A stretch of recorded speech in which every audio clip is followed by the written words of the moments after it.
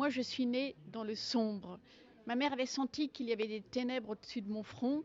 Très gentiment, elle me disait, tu n'as pas le droit. C'est ça que je n'avais pas le droit de céder aux ténèbres. Et c'est ça qui m'a sauvée. Sans elle, je pense que je serais... D'abord, je pense que je serais morte.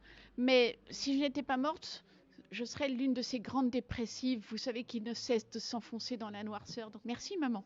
Parce que ma mère disait tant mieux en toutes circonstances. Plus c'était affreux, plus elle disait oh ben tant mieux. C'était pas du tout de la résignation, c'était du courage. Ça voulait dire, puisque tout va mal, décidons que tout va bien. Ma mère était une femme très simple, c'était pas quelqu'un de très cultivé, mais il y avait une très grande force en elle.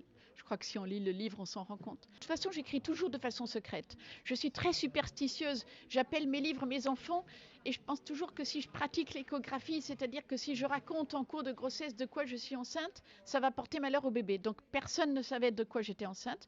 C'est très particulier d'être enceinte de sa mère par ailleurs.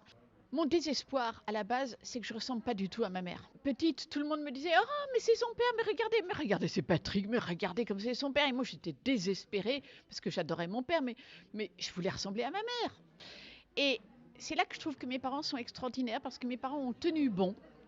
On interdisait leur amour, c'est Roméo et Juliette, hein, et ils ont tenu bon, ils ont attendu d'avoir l'âge légal pour se marier, ils se sont mariés contre l'avis de leur famille.